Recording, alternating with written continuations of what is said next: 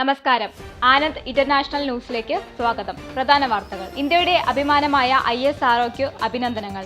2 ഉപഗ്രഹങ്ങൾ ബഹിരാകാശത്ത് വെച്ച് കൂട്ടിയോജിക്കുന്ന ISROയുടെ സ്പേസ് ടോക്കിംഗ് പരീക്ഷണം സ്പാഡെക്സ് വിജയകരം. തിരുവനന്തപുരം ആറാലുമുട്ടിൽ സമാധി വിവാദത്തിൽ ഇന്ന് പുലർച്ചെ പോലീസ് കല്ലറ തുറന്ന് മൃതദേഹം പുറത്തെടുത്തു. പോസ്റ്റ്മോർട്ടത്തിന് ത്രിതല പരിശോധന. ദുരൂഹതയ്ക്ക് ചുരുളഴിയുമെന്ന് പ്രതീക്ഷ. മുംബൈയിലെ വീട്ടിൽ വെച്ച് കുത്തേറ്റ് ഗുരുതര പരിക്കേറ്റ ബോളിവുഡ് നടൻ സെയ്ഫ് അലി ഖാനെ ശസ്ത്രക്രിയയ്ക്ക് വിധേയനാക്കി.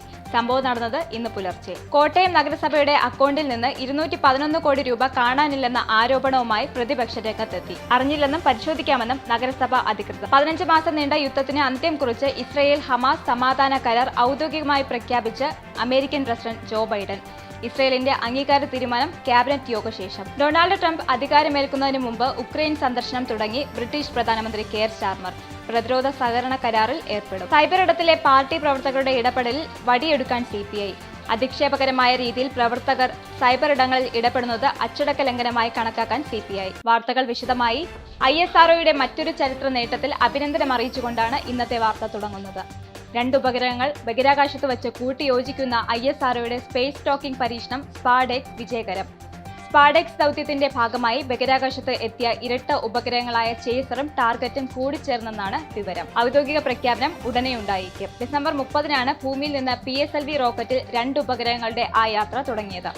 220 കിലോഗ്രാം വീതം ഭാരമുള്ള ചേസർ അഥവാ STX-01, ടാർഗറ്റ് അഥവാ XTX-02 എന്നിവയാണ് അവ. നിരവധി തവണ മാറ്റിവെച്ച ശേഷമാണ് പരീക്ഷണം വിജയകരമായി പൂർത്തിയാക്കിയത്. ദിവസങ്ങൾ നീണ്ട പ്രതിഷേധത്തിനിടയിൽ ഇന്ന് പുലർച്ചെ തിരുവനന്തപുരം ആറാലുമൂട്ടിൽ സമാധി വിവാദത്തിൽ പോലീസ് കല്ലറ തുറന്ന് മൃതദേഹം പുറത്തെടുത്തു. ഇതോടെ ദിവസങ്ങൾ നീണ്ട ദുരൂഹതയ്ക്കും ചുരുളഴിയുമെന്നാണ് പ്രതീക്ഷ. പിതാവിനെ മക്കൾ സമാധിയിരുത്തിയെന്ന ദുരൂഹ സംഭവത്തിൽ ഗോപൻ സ്വാമിയുടെ വിവാദ കല്ലറയാണ് പോലീസ് തുറന്നത്. സമാധിയിലിരിക്കുന്ന മൃതദേഹം തിരുവനന്തപുരം മെഡിക്കൽ കോളേജിലെത്തിച്ച് പോസ്റ്റ്മോർട്ടം ചെയ്തു. ത്രിതല പരിശോധനയാണ് പോസ്റ്റ്മോർട്ടം നടപടികൾ ഏർപ്പെടുത്തിയത്. കനത്ത പോലീസ് സുരക്ഷയിലാണ് കല്ലറ തുറന്നതും മൃതദേഹം പോസ്റ്റ്മോർട്ടത്തിനെത്തിച്ചത്.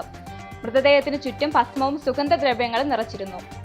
തിരുവനന്തപുരം സബ് കളക്ടർ OV ആൽഫ്രഡിന്റെ നേതൃത്വത്തിലാണ് നടപടികൾ. മരണത്തിൽ എന്തെങ്കിലും അസ്വാഭാവികത ഉണ്ടോ എന്ന് പോസ്റ്റ്മോർട്ടത്തിൽ നിന്നും വ്യക്തമാകും. ജീവനോടെയാണ് സമാധിയാക്കിയതെങ്കിൽ ശ്വാസകോശത്തിൽ ഭസ്മത്തിന്റെയും മറ്റും അംശം ഉണ്ടാകാനിടയുണ്ട്. അതടക്കം പോസ്റ്റ്മോർട്ടം റിപ്പോർട്ടിലൂടെ വ്യക്തമാകും. മുംബൈയിലെ വീട്ടിൽ വെച്ച് കുത്തേറ്റ് ഗുരുതര പരിക്കേറ്റ ബോളിവുഡ് നടൻ സെയ്ഫ് അലി ഖാനെ ശസ്ത്രക്രിയയ്ക്ക് വിധേയനാക്കി. ബാന്ദ്രയിലെ വസതിയിൽ ആക്രമിച്ചു കയറിയ മോഷ്ടാവാണ് വ്യാഴാഴ്ച പുലർച്ചെ 2:30-യോടെ നടനെ കുത്തിയത്. ഗുരുതരമായി പരിക്കേറ്റ താരത്തെ സമീപത്തെ ലീലാവതി ആശുപത്രിയിൽ എത്തിച്ച് ശസ്ത്രക്രിയയ്ക്ക് വിധേയനാക്കിയെന്ന് ആശുപത്രി വൃത്തങ്ങൾ അറിയിച്ചു. പുലർച്ചെ 2:30 മണിയോടെയാണ് സംഭവം. കോട്ടയം നഗരസഭയുടെ അക്കൗണ്ടിൽ നിന്ന് കോടികൾ കാണാനില്ലെന്ന ആരോപണവുമായി പ്രതിപക്ഷം രംഗത്തെത്തിയത് ഞങ്ങൾ കഴിഞ്ഞ ദിവസം റിപ്പോർട്ട് ചെയ്തിരുന്നു. 211.89 കോടി രൂപ കാണാനില്ലെന്നാണ് ആരോപണം. ഇതിനെപ്പറ്റി ഉദ്യോഗസ്ഥ തലത്തിലോ ഓഡിറ്റ് തലത്തിലോ ഒരു വിവരവും ലഭിച്ചിട്ടില്ലെന്ന് ചെയർപേഴ്സൺ വിൻഡി സെബാസ്റ്റ്യൻ പ്രതികരിച്ചു. ഇതിനെപ്പറ്റി ഉദ്യോഗസ്ഥ തലത്തിലോ ഓഡിറ്റ് തലത്തിലോ ഒരു വിവരവും ലഭിച്ചിട്ടില്ലെന്ന് ചെയർപേഴ്സൺ വിൻസി സെബാസ്റ്റ്യൻ പ്രതികരിച്ചു. തനത് ഫണ്ട് കൈകാര്യം ചെയ്തതിൽ പൊരുത്തക്കേട് ഉണ്ടെന്നും ആക്ഷേപമുണ്ട്. ഇന്നലെ നടന്ന നഗരസഭാ കൗൺസിൽ യോഗത്തിൽ പ്രതിപക്ഷ നേതാവ് അഡ്വക്കേറ്റ് ഷീജ അനിലാണ് ഇത്തരത്തിലൊരു ആരോപണം ഉന്നയിച്ചത്. കൗൺസിൽ യോഗത്തിൽ അടിയന്തരമായി ഇതിനെപ്പറ്റി അന്വേഷിച്ച് റിപ്പോർട്ട് നൽകാൻ സെക്രട്ടറിയെ ചുമതലപ്പെടുത്തിയിട്ടുണ്ടെന്നും കൃത്യമായ നടപടികൾ സ്വീകരിക്കുമെന്നും വിൻസി സെബാസ്റ്റ്യൻ അറിയിച്ചു. 15 മാസം നീണ്ട യുദ്ധത്തിന് അന്ത്യം കുറിച്ച് ഇസ്രയേൽ ഹമാസ് സമാധാന കരാർ ഔദ്യോഗികമായി പ്രഖ്യാപിച്ച് അമേരിക്കൻ പ്രസിഡന്റ് ജോ ബൈഡൻ.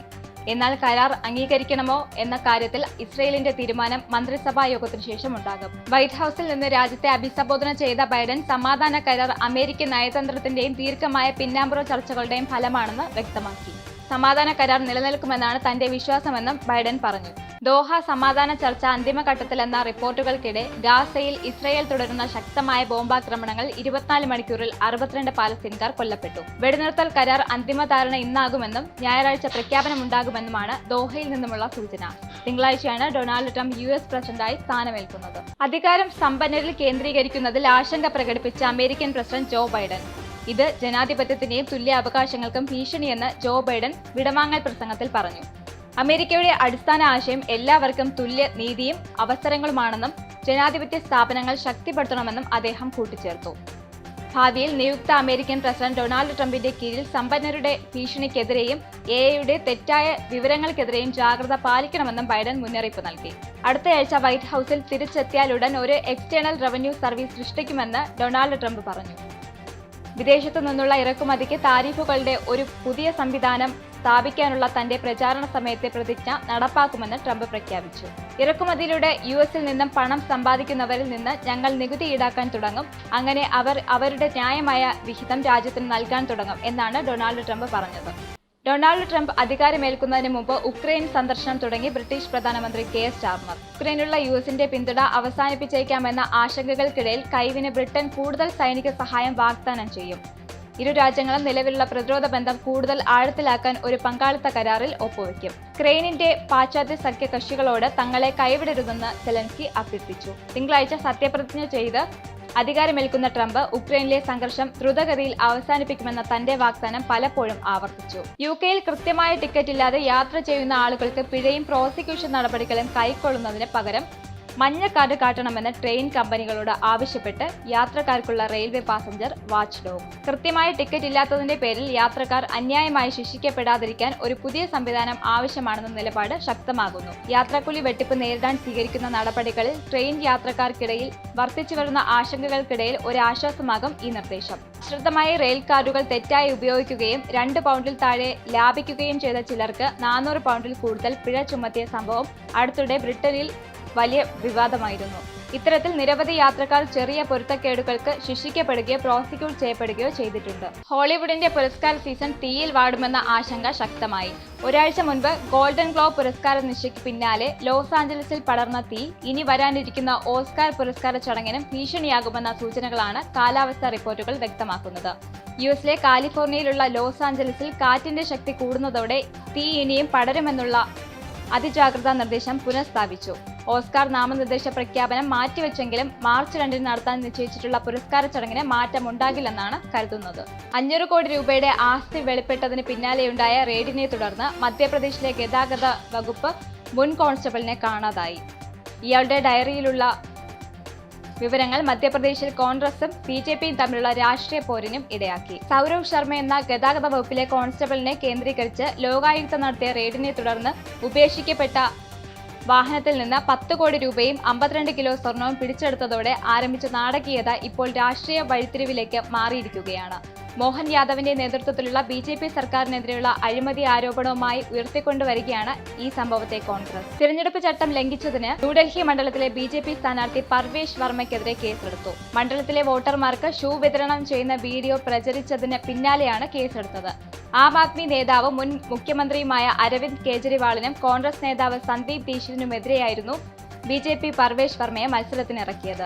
അഭിഭാഷകനായ രജനീത് ഭാസ്കറിന്റെ പരാതിയിൽ റിട്ടേണിംഗ് ഓഫീസർ സ്റ്റേഷൻ ഹൌസ് ഓഫീസർക്ക് കേസെടുക്കാനുള്ള നിർദ്ദേശം നൽകുകയായിരുന്നു. ജനപ്രാതിനിധ്യ നിയമത്തിലെ 123-ാം വകുപ്പ് പ്രകാരം സ്ഥാനാർത്ഥിയോ അവരുടെ ഏജന്റോ നൽകുന്ന ഏതൊരു സമ്മാനവും വാഗ്ദാനവും തിരഞ്ഞെടുപ്പ് ചട്ടലംഘനമാണ്.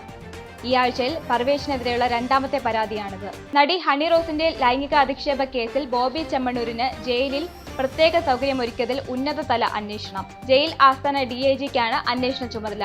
ഡിഐജി കാക്കനാട് ജയിൽ സന്ദർശിക്കും. ഇന്നലെ ജയിൽ ഡിജിപിയെ വിളിച്ചു വരുത്തി മുഖ്യമന്ത്രി കർശന നിർദ്ദേശം നൽകിയതിനു പിന്നാലെയാണ് തീരുമാനം. അടിയന്തര റിപ്പോർട്ട് സമർപ്പിക്കാനും മുഖ്യമന്ത്രി ആവശ്യപ്പെട്ടിട്ടുണ്ട്. സൈബർ ഇടങ്ങളിലെ പാർട്ടി പ്രവർത്തകരുടെ ഇടപെടലിൽ വടിയെടുക്കാൻ CPI. അധിക്ഷേപകരമായ രീതിയിൽ പ്രവർത്തകർ സൈബർ ഇടങ്ങളിൽ ഇടപെടുന്നത് അച്ചടക്ക ലംഘനമായി കണക്കാക്കാൻ പാർട്ടി തീരുമാനിച്ചു. കഴിഞ്ഞ പാർട്ടി കോൺഗ്രസിൽ ഇത് സംബന്ധിച്ച് പാർട്ടി ഭരണഘടനയിൽ ഭേദഗതി കൊണ്ടുവന്നിരുന്നു. ഡിജിറ്റൽ പ്ലാറ്റ്ഫോമുകളിലൂടെ പാർട്ടിയെയും പാർട്ടി നേതാക്കളെയും മോശമായി ചിത്രീകരിക്കുന്നതും ഏതെങ്കിലും രീതിയിൽ അധിക്ഷേപിക്കുന്നതും ഗുരുതര കുറ്റമായി കണക്കാക്കും. സംസ്ഥാന സ്കൂൾ കലോത്സവത്തിനിടെ നടത്തിയ ദ്വയാർത്ഥ പ്രയോഗത്തിൽ റിപ്പോർട്ടർ ചാനലിനെതിരെ POCSO case. Reporter channel consulting editor K. Arunkumar, reporter Shahabas, കണ്ടാലറിയുന്ന മറ്റൊരു റിപ്പോർട്ടർ എന്നിവർക്കെതിരെയാണ് കേസ്. ഇതിൽ അരുൺകുമാറാണ് 1ാം പ്രതി. വനിതാ ശിശു വികസന ഡയറക്ടറുടെ പ്രത്യേക നിർദ്ദേശപ്രകാരമാണ് Thiruvananthapuram cantonment police case register ചെയ്തത്. പോക്സോ കേസിലെ 11, 12 വകുപ്പുകളാണ് ഇവർക്കെതിരെ ചുമത്തിയിരിക്കുന്നത്. ഈ വിഷയത്തിൽ നേരത്തെ ബാലാവകാശ കമ്മീഷൻ കേസെടുത്തിരുന്നു. ഇനി പൗണ്ട് റേറ്റ്. UK പൗണ്ട് ഇന്നത്തെ മൂല്യം: ഒരു പൗണ്ട് 105.72 ഇന്ത്യൻ രൂപ, ഒരു US ഡോളർ 86.44 രൂപ, ഒരു യൂറോ 88.97 രൂപ, ഒരു pound 1.22 US dollar. Copa del റേയിൽ ക്വാർട്ടർ ഫൈനലിലേക്ക് മുന്നേറി ബാഴ്സലോണ. റയൽ ബെറ്റിസിനെതിരെ നടന്ന പ്രീ ക്വാർട്ടറിൽ പോരാട്ടത്തിൽ 1-നെതിരെ 5 ഗോളുകളുടെ വമ്പൻ വിജയമാണ് ബാഴ്സ സ്വന്തമാക്കിയത്. ബാഴ്സയുടെ യുവതാരം ലാമിൻ യമാൽ 1 ഗോളും 1 അസിസ്റ്റും നേടി തിളങ്ങി. സ്വന്തം തട്ടകത്തിൽ നടന്ന മത്സരത്തിന്റെ തുടക്കത്തിൽ തുടക്കം തന്നെ ബാഴ്സ ഗോൾ വേട്ട ആരംഭിച്ചു. 3-ാം മിനിറ്റിൽ യുവതാരം ഗാവിയാണ് സ്കോറിംഗ് തുറന്നത്. പ്രധാന വാർത്തകൾ ഒരിക്കൽ കൂടി. ഇന്ത്യയുടെ അഭിമാനമായ ISROയ്ക്ക് അഭിനന്ദനങ്ങൾ. 2 ഉപഗ്രഹങ്ങൾ ബഹിരാകാശത്ത് വെച്ച് കൂട്ടിയോജിക്കുന്ന ISROയുടെ സ്പേസ് ടോക്കിംഗ് പരീക്ഷണം സ്പാഡെക്സ് വിജയകരം. തിരുവനന്തപുരം ആറാലുമുട്ടിൽ സമാധി വിവാദത്തിൽ ഇന്ന് പുലർച്ചെ പോലീസ് കല്ലറ തുറന്ന് മൃതദേഹം പുറത്തെടുത്തു. പോസ്റ്റ്മോർട്ടത്തിന് ത്രിതല പരിശോധന. ദുരൂഹതയ്ക്ക് ചുരുളഴിയുമെന്ന് പ്രതീക്ഷ. മുംബൈയിലെ വീട്ടിൽ വെച്ച് കുത്തേറ്റ് ഗുരുതര പരിക്കേറ്റ ബോളിവുഡ് നടൻ സെയ്ഫ് അലി ഖാനെ ശസ്ത്രക്രിയയ്ക്ക് വിധേയനാക്കി. സംഭവം നടന്നത് ഇന്ന് പുലർച്ചെ. കോട്ടയം നഗരസഭയുടെ അക്കൗണ്ടിൽ നിന്ന് 211 കോടി രൂപ കാണാനില്ലെന്ന ആരോപണവുമായി പ്രതിപക്ഷ രംഗത്തെത്തി. അറിഞ്ഞില്ലെന്നും പരിശോധിക്കാമെന്നും നഗരസഭ അധികൃതർ. 15 മാസം നീണ്ട യുദ്ധത്തിന് അന്ത്യം കുറിച്ച് ഇസ്രയേൽ ഹമാസ് സമാധാന കരാർ ഔദ്യോഗികമായി പ്രഖ്യാപിച്ച് അമേരിക്കൻ പ്രസിഡന്റ് ജോ ബൈഡൻ. ഇസ്രയേലിന്റെ അംഗീകാര തീരുമാനം ക്യാബിനറ്റ് യോഗശേഷം. ഡൊണാൾഡ് ട്രംപ് അധികാരമേൽക്കുന്നതിന് മുമ്പ് ഉക്രൈൻ സന്ദർശനം തുടങ്ങി ബ്രിട്ടീഷ് പ്രധാനമന്ത്രി കെയർ സ്റ്റാർമർ. പ്രതിരോധ സഹകരണ കരാറിൽ ഏർപ്പെടും. സൈബർ ഇടത്തിലെ പാർട്ടി പ്രവർത്തകരുടെ ഇടപെടലിൽ വടിയെടുക്കാൻ CPI. അധിക്ഷേപകരമായ രീതിയിൽ പ്രവർത്തകർ സൈബർ ഇടങ്ങളിൽ ഇടപെടുന്നത് അച്ചടക്ക ലംഘനമായി കണക്കാക്കാൻ CPI. ആനന്ദ് ഇന്റർനാഷണൽ ന്യൂസ് അവസാനിക്കുന്നു. നമസ്കാരം. TV മൊബൈൽ ആപ്പ് ഡൗൺലോഡ് ചെയ്ത് സൗജന്യമായി ആസ്വദിക്കും.